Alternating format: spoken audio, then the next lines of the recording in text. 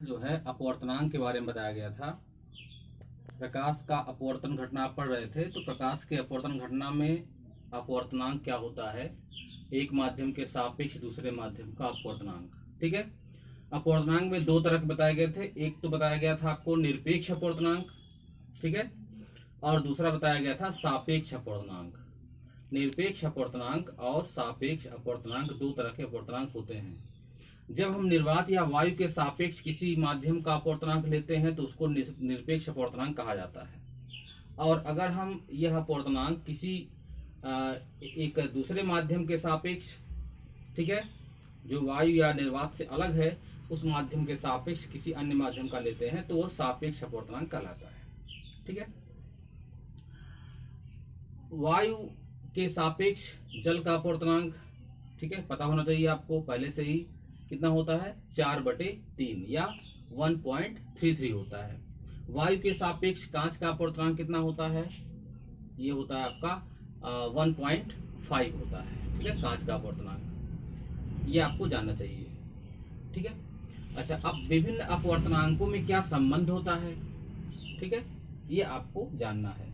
विभिन्न अपवर्तनांकों में क्या रिलेशन होता है या क्या संबंध होता है, ये आपको जानना है। ठीक है, देखिए प्रकाश किरणों में क्या होता है कि उत्क्रमणीयता का गुण होता है। उत्क्रमणीयता गुण का ये मतलब हुआ, यहाँ जरा ध्यान दीजिए, मान लीजिए यहाँ पर एक माध्यम है वायु, ठीक है ना, ये वायु है, और यहाँ का माध्यम क्या है, कांच है। पहला माध्यम वायु, दूसरा माध्यम कांच। प्रकाश किरण जो है वायु से आ रही है, ये आपका हो गया आपतन कोण आई, ठीक है, और ये जब कांच में जाएगी तो अभिलंब की ओर झुकेगी, तो आई अगर आपतन कोण है तो आर हो जाएगा अपवर्तन कोण। इतना बात क्लियर हुई, आई आपतन कोण तो आर अपवर्तन कोण हो जाएगा। तो अगर ये प्रकाश किरण आई से प्रवेश कर रही है दूसरे माध्यम से और आर से बाहर निकल रही है, यदि इसी किरण को वापस भेजना हो, कहने का मतलब अगर हम कांच से वायु में भेजना चाहे, उल्टा भेजना चाहे इसका, ठीक है, तो अगर इसी आर कोण से, आर एंगल से हम इसमें प्रवेश करा दें तो यह उसी एंगल से बाहर निकलेगी जिस एंगल से प्रवेश की थी। अर्थात अगर आई कोण आपतन है तो आर अपवर्तन होगा, अगर दूसरे माध्यम में आर आपतन कोण हो जाए तो पहले माध्यम में आई अपवर्तन कोण हो जाएगा।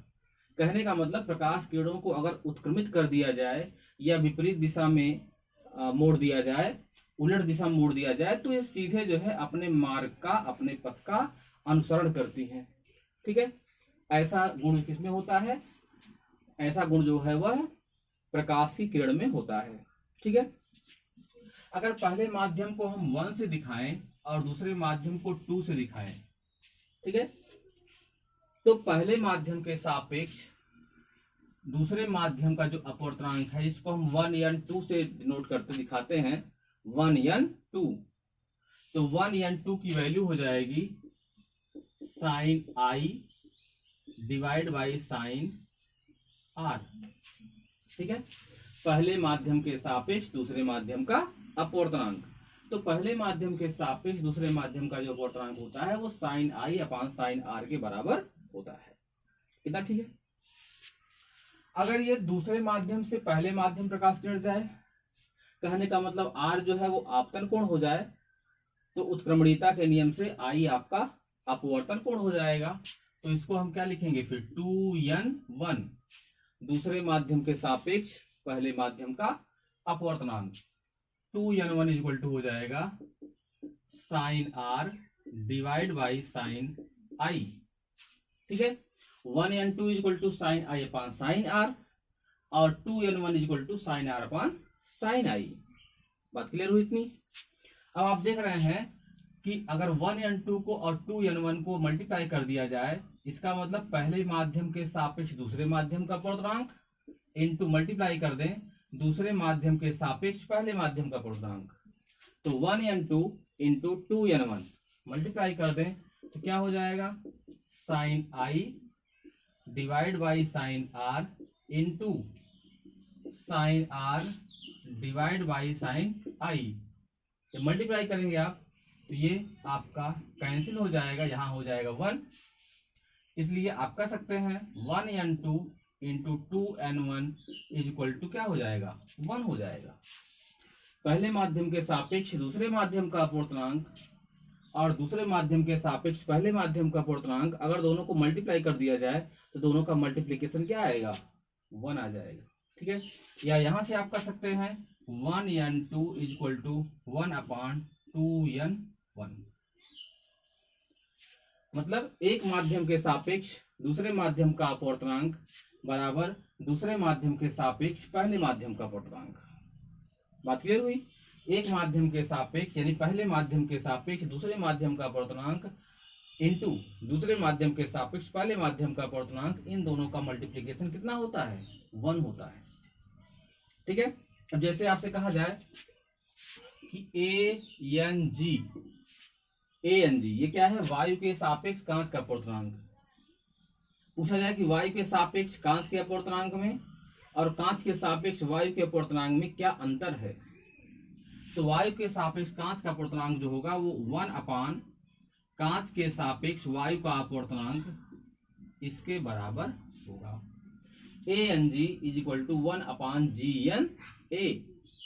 ANG is equal to 1/GNA। वायु के सापेक्ष कांच का अपूर्णांक बराबर कांच के सापेक्ष वायु का अपूर्णांक।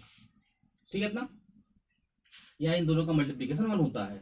अब वायु के सापेक्ष कांच का जो अपूर्णांक होता है आपको बताया हमने, वो कितना होता है 1.5। 1.5 को आप 3/2 भी कर सकते हैं। तो अगर वायु के सापेक्ष कांच का अपूर्णांक 3/2 है, तो अगर यहाँ पूछा जाए आपसे तो कांच के सापेक्ष वायु का अपूर्णांक 2/3 हो जाएगा, उल्टा हो जाएगा। बात क्लियर हुई? तो सीधे आप उल्टा कर देंगे तो वो रिवर्स आपको मालूम चल जाएगा। अगर ANG की वैल्यू 3/2 है तो GNA की वैल्यू क्या हो जाएगी, 2/3। ये बात क्लियर हुई? ठीक है ना। चलिए अब इस पे एक बहुत अच्छा निष्कर्ष है, वो आपको बता देते हैं कि मान लीजिए 3 माध्यम है। कितने माध्यम है, 3 माध्यम है। कौन कौन सा, एक वायु है, दूसरा जल है और तीसरा क्या है, कांच। वायु, जल और कांच, 3 माध्यम है। पहला वायु, दूसरा जल, तीसरा कांच। तो ये मान लीजिए एक बॉर्डर हो गया, इसके ऊपर क्या है, वायु है, बीच में क्या हो गया, जल हो गया। बात क्लियर हो रही है? बीच में क्या हो गया, यहाँ पे जल हो गया। जल के बाद फिर क्या हो गया, कांच हो गया। इतनी दूर एरिया में क्या है, कांच है। ये जो है कांच, ये कांच है। ठीक है, और फिर क्या है, वायु ही है। ये वाटर है, ये ग्लास है, ऊपर एयर है, ऊपर भी एयर है और नीचे भी एयर है। बात क्लियर हुई? तो प्रकाश किरण अगर आ रही है, ऐसे ध्यान दीजिएगा, प्रकाश किरण ऐसे आ रही है, आई एंगल से प्रवेश कर रही है, तो वायु के सापेक्ष जल तो सघन है ही है। तो जब जल में प्रकाश किरण जाएगी तो क्या होगा, अविलंब की ओर झुक जाएगी। ऐसे ध्यान दीजिएगा, समझ रहे बात को, ऐसे। तो आई एंगल से अगर प्रवेश करेगी तो ये कितने एंगल से निकलेगी, आर एंगल से निकलेगी। अब अगर आर एंगल से ये प्रवेश करेगी तो अगर आर ये एंगल होगा तो आप देख रहे हैं ये दोनों क्या है, अल्टरनेट एंगल है, एक अंतर कोण है। अगर यह एंगल आर होगा तो यह भी एंगल आपका हो जाएगा आर। बात क्लियर हुई? अगर यह आर होगा तो यह भी आर हो जाएगा, एकांतर कोण के नियम से।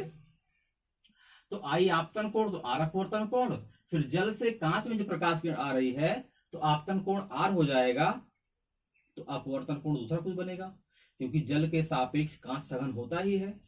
ठीक है, तो ये जो है और आपका दूसरा एंगल बनेगा अपवर्तन कोण आर डैश हो जाएगा। अब अगर आर डैश से ये प्रवेश कर रही है तो आर डैश से बाहर भी निकलेगी, ये एंगल आपका आर डैश हो जाएगा। मतलब यहाँ आर अपवर्तन कोण है, जल और कांच की बात हो रही है, तो कांच फिर जो है, कांच और वायु के लिए यही आपका आपतन कोण हो जाएगा। और जब ये फिर वायु में निकलेगी तो वायु में उसी एंगल से निकलेगी जिस एंगल से वायु में प्रवेश की थी। ध्यान दे रहे बात को, आई से प्रवेश किया, आर से बाहर निकली, आर से प्रवेश किया, आर डैश से बाहर निकली, आर डैश से प्रवेश किया, आई से बाहर निकली। बात क्लियर हुई? उत्क्रमणीयता का जो नियम होता है उस नियम के हिसाब से जिस एंगल से ये प्रवेश करेगी विभिन्न माध्यमों से होते हुए अगर पुनः उसी माध्यम में जा रही है प्रकाश किरण तो वह उसी एंगल से बाहर निकलेगी। ठीक है ना? जब प्रकाश किरण पहले से दूसरे में जाएगी तो क्या हो जाएगा? पहले माध्यम के सापेक्ष दूसरे का अपवर्तनांक 1n2, दूसरे से तीसरे में जाएगी तो दूसरे माध्यम के सापेक्ष तीसरे का अपवर्तनांक 2n3, फिर तीसरे से फिर आ गई पहले में, पहला ही तो वायु था तो तीसरे से पहले में आएगी तो हो जाएगा 3n1। इन तीनों का जो मल्टीप्लीकेशन है क्या होगा? 1 होगा। तो 1n2 into 2n3 into 3n1 is equal to 1। अगर इसको हम एयर, ग्लास और जो वाटर है इसके टर्म में लें तो पहला माध्यम वायु है, दूसरा आपका जल है तो हो जाएगा ANW। क्या हो जाएगा? ANW इंटू दूसरे से तीसरे में जा रहे प्रकाश किरण तो हो जाएगा WNG, जी मतलब कांच वही। फिर तीसरे से पहले में तो लिखेंगे GNA इज इक्वल टू क्या हो जाएगा? 1। तीनों क्या हो जाएगा? ये 1 हो जाएगा। ठीक है? अब यहां से अगर हम WNG की वैल्यू निकालना चाहें, WNG की वैल्यू निकालना चाहें तो क्या हो जाएगा? 1 अपान यहाँ पर ANW और यहाँ पर GNA, इन दोनों को हम लाके क्या कहाँ किए? नीचे कर दिए। ANW नीचे हो गया, GNA भी नीचे हो गया, या WNG इज इक्वल टू हो जाएगा, देखिए 1 अपान GNA है। अभी इसके पहले बताया था आपको कि अगर 1 अपान GNA है तो उसको ANG लिख सकते हैं, क्योंकि ANG is equal to 1 upon GNA होता ही है, या 1n2 is equal to 1 upon 2n1 होता ही है। तो क्या हो जाएगा? यहाँ पे जो 1 अपान GNA है इसको ऊपर अगर हम ले जाएंगे तो क्या हो जाएगा? ANG, तो हो जाएगा ANG डिवाइड बाई ANW। ये इंपॉर्टेंट फार्मूला है। WNG is equal to ANG upon ANW। हमारे पास कितने माध्यम हैं? हमारे पास 3 माध्यम हैं। ठीक है? वायु, जल और कांच। अगर आपसे पूछता है कि जल के सापेक्ष कांच का बताइए, जल के सापेक्ष कांच का, वायु, जल, कांच 3 माध्यम है। अगर जल के सापेक्ष कांच का कहा जाता है तो जल के सापेक्ष कांच का अपवर्तनांक निकालने के लिए क्या करेंगे? जो तीसरा माध्यम है वायु उसको लेंगे हम, उस तीसरे माध्यम के सापेक्ष पहले क्या करेंगे हम? जो बाद वाला हमारा है उसका अपवर्तनांक। तीसरा माध्यम क्या बचा है? वायु, तो वायु के सापेक्ष कांच का अपवर्तनांक इसको हम रख देंगे अंश में, और वायु के सापेक्ष जो दूसरा वाला हमारा जल है उस जल का अपवर्तनांक नीचे रख देंगे हम हर में। तो WNG is equal to ANG upon ANW। ऐसे ही आप GNW का मान, GNA का मान, WNA का मान किसी का निकालना हो निकाल सकते हैं। जैसे आपको निकालना WNA, तो तीसरा कौन छूटा हुआ है? ग्लास, कांच। तो कांच को उठाएंगे तो कांच के साथ कौन सा? जो बाद वाला WNA निकालना है आपको, तो WNA में A बाद में है तो GNA निकाल के अंश में रखेंगे और GNW निकाल के हर में रखेंगे, आपका सूत्र बन जाएगा। ठीक है ना? तो सूत्र आपका बहुत आसानी बन जाएगा। ये केवल वायु, जल, कांच की बात नहीं है, कोई और माध्यम भी हो सकते हैं, तो उसमें इस फार्मूले को आप लगा देंगे तो वहां पर ये फिट बैठ जाएगा। बात क्लियर हुई? अच्छा, ये तो हो गई अपवर्तन घटना। अपवर्तन घटना के कुछ एग्जाम्पल भी आपको जानने चाहिए। ठीक है? देखिए, 2 एग्जाम्पल तो हमने आपको कल बताया था, बहुत अच्छा एग्जाम्पल था। एक तो ये है कि जल में जो स्थित वस्तु है, कोई वस्तु है जो जल के भीतर स्थित है, वह अपनी वास्तविक स्थिति से ऊंची उठी हुई प्रतीत होती है। अगर आपसे ये पूछा जाए कि जल के भीतर स्थित वस्तु अपनी वास्तविक स्थिति से ऊंची उठी प्रतीत होती है, यह घटना प्रकाश के किस गुण पर आधारित है? तो आप सीधे बताएंगे अपवर्तन पर। ठीक है? एक तो ये आपको पता ही है। ठीक है? और जो दूसरा एग्जाम्पल है आप उसको जान लीजिए, रात में तारों का टिमटिमाना। ठीक है? रात में तारों का टिमटिमाना या आसमान में तारों का जो टिमटिमाना है वो प्रकाश की अपवर्तन घटना पर आधारित। अक्सर भ्रम हो जाता है इस चीज में, ठीक है। तो आपको याद रखना है कि तारों का टिमटिमाना, तारों का टिमटिमाना ये कौन सी घटना पर है? ये जो है किस घटना पर आधारित है? अपवर्तन पर। अक्सर लोग इसको प्रकाश के प्रकीर्णन पर भी लगा देते हैं, प्रकीर्णन पर आधारित नहीं है ये, ठीक है। क्यों ऐसा होता है? तारे टिमटिमाते क्यों प्रतीत होते हैं? वास्तव में तारे तो सूर्य से भी बहुत बड़े हमारे हैं, लेकिन चूंकि दूरी बहुत ज्यादा होती है इसलिए उनका जो आकार है छोटा दिखाई पड़ता है। तारों से आने वाला जो प्रकाश होता है वो रात में हमको लगता है कि तारे एक बार जल रहे हैं, एक बार बुझ रहे हैं, फिर जल रहे हैं, फिर बुझ रहे हैं, ठीक है। तो हमको लगता है कि जब जलती बुझती कोई चीज होती तो उसको क्या करते हैं? टिमटिमाना करते हैं कि तारे टिमटिमा रहे हैं। लेकिन वास्तव में जो तारे होते हैं वो जलते बुझते नहीं है। भाई तारों में तो अपना प्रकाश होता है, वो हमेशा जलते रहते हैं। जिस प्रकार सूर्य हमेशा ज्वलनशील रहता है, जलता रहता है, वैसे तारे भी जलते रहते हैं। लेकिन तारों से होकर आने वाला जो प्रकाश है जब हमारे वायुमंडल में प्रवेश करता है तो वायुमंडल में क्या होता है कि वायु की बहुत सारी परतें लगी होती हैं। वायु की बहुत सारी परतें हैं और वायु के परतों की जो डेंसिटी होती है, घनत्व होता है, वायु का जो घनत्व होता है वो अलग अलग होता है। ठंडे स्थानों में नीचे की जो परत होती है वो भारी परत होती है, ऊपर की परतें हल्की होती हैं। गर्म प्रदेशों में ऊपर की परतें भारी होती हैं, नीचे की परतें हल्की होती हैं। तो कहने का मतलब ये हुआ कि अलग अलग परतों की डेंसिटी अलग अलग होती है। तो जब सूर्य का प्रकाश उन परतों से होकर के हमारी आंख तक पहुंचता है तो चूंकि वायु जो है वो स्थिर माध्यम तो है नहीं कि कांच की तरह जल की तरह से स्थिर है, वो हमेशा वायु है तो हिलती रहती है ऐसे। जब वो हिलती रहेगी तो आपको लगेगा कि अपवर्तन के द्वारा क्योंकि प्रकाश विभिन्न सतहों से, वायु की विभिन्न सतहों से अपवर्तित होते होते होते होते तब हमारी आंख पर पड़ता है।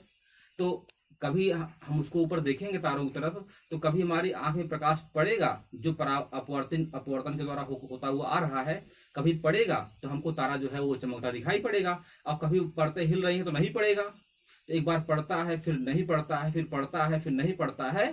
तो इस प्रकार से हमेशा वो हिलती रहती है परतें, जिससे कि एक समान रूप से प्रकाश हमारी आंख पर लगातार नहीं पड़ पाता है। तो हमको लगता है कि तारे जो है वो जल रहे हैं, बुझ रहे हैं, जल रहे हैं, बुझ रहे हैं। तो इसी को हम क्या कहते हैं? टिमटिमाना। तो तारों का टिमटिमाना किस घटना पर आधारित है?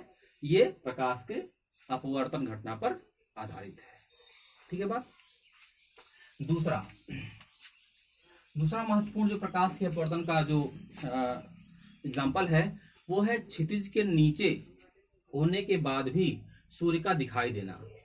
देखिए क्षितिज तो आप जानते हो क्या चीज है? क्षितिज का मतलब जहां पर पृथ्वी और आसमान ये मिले हुए दिखाई पड़ते हैं उसको हम क्या कहते हैं? क्षितिज कहते हैं। क्षितिज का मतलब आसमान और पृथ्वी जहां पर मिले हुए दिखाई पड़े वही क्षितिज है। तो जब क्षितिज के नीचे पहुंच जाता है सूर्य तो हमको नहीं दिखना चाहिए, लेकिन फिर भी वो दिखता है सूर्य। क्यों ऐसा होता है? ये मान लीजिए ये पृथ्वी की सतह है, दिख रहा है आपको, और यहां पर जो है वो क्षितिज के नीचे क्या हो गया? सूर्य। ये सूर्य दिख रहा है, ये सूर्य हमारा है, ठीक। जब सूर्य क्षितिज के नीचे है तो हमको नहीं दिखना चाहिए, लेकिन ये दिखता है क्योंकि सूर्य की जब किरणें ऊपर की तरफ आती हैं, ये हर तरफ सूर्य किरणें निकल रही हैं, तो क्या होता है? यहाँ पर वायु की बहुत सारी परतें हैं, समझ रहे बात को। तो ये विभिन्न परतों से टकराते टकराते टकराते टकराते क्या होता है? अपवर्तित होते होते होते हर सतह से होते होते आके यहाँ पर पड़ती है। तो यहाँ कोई प्रेक्षक जब रहता है उसको लगता है कि सूर्य अभी यहाँ पर स्थित है, यहाँ पर। बात समझ रहे हैं? सूर्य हमको यहाँ पर स्थित दिखाई पड़ता है। प्रकाश किरणें वास्तव में यहाँ से होते होते सतह से होते टकराते टकराते क्या होता है? हर सतह पर अपवर्तन होता है। सघन से विरल में प्रकाश किरणें जब जाती हैं तो अपवर्तन होते होते होते होते प्रकाश किरणें ऊपर न जाकर के मुड़ते मुड़ते आपकी आंख तक पहुंचती है। तो आपको लगता है कि प्रकाश किरणें सीधी ऊपर से आ रही हैं। तो सूर्य हमको यहाँ के बजाय यहाँ दिखता है। अब बहुत नीचे सूर्य चला जाएगा तो आपको नहीं दिखेगा, फिर ये चीज आपको दिख रही है वो भी नीचे हो जाएगी, ठीक है ना। या सूर्य का प्रकाश ऊपर पहुंच ही नहीं पाएगा। लेकिन क्षितिज के थोड़ा सा नीचे अगर सूर्य रहता है तो आपको ऊंचा उठा हुआ प्रतीत होता है ये, और तब भी वो दिखाई पड़ता है। तो क्षितिज के नीचे सूर्य के पहुंच जाने के बाद भी वो हमको दिखता है, इसका रीजन क्या है? इसका रीजन है प्रकाश का अपवर्तन। ठीक है, बात क्लियर हुई? तो प्रकाश के अपवर्तन और इससे संबंधित जो घटनाएं हैं उसको आप अच्छे से पढ़ लीजिएगा। तो ऐसे ये सब हाई स्कूल की चीजें हैं, लेकिन इसको आप रिकॉल कर लीजिए फिर से आप, क्योंकि ये बेस है, इसी के बेस पे आप आगे बढ़ेंगे।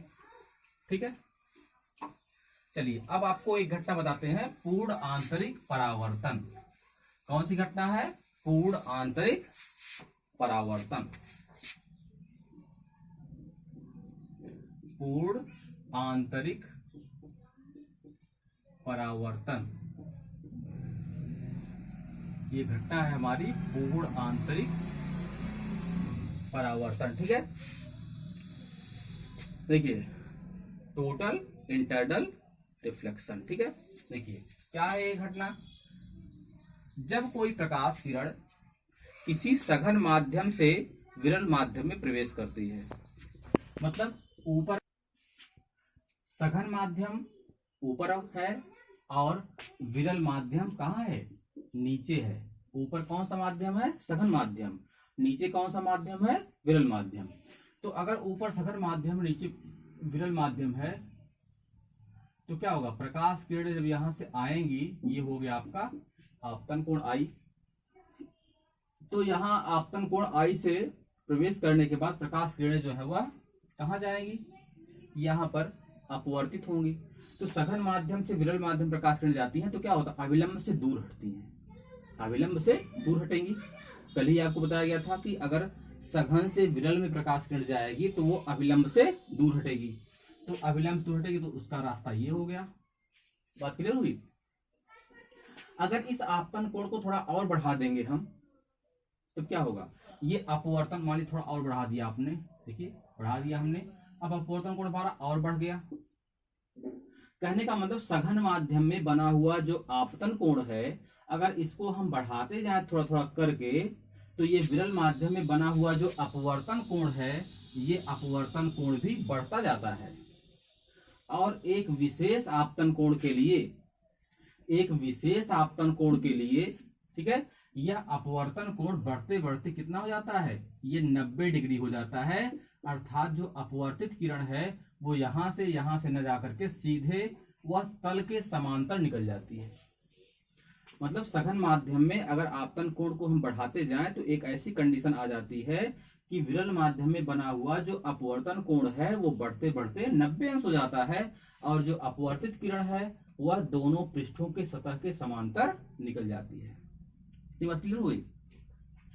उस विशेष आपतन कोण को जो कि सघन माध्यम में बना हुआ है, उस विशेष आपतन कोण को हम क्या कहते हैं? क्रांतिक कोण कहते हैं, या क्रिटिकल एंगल कहा जाता है। क्रांतिक कोण या क्रिटिकल एंगल कहा जाता है।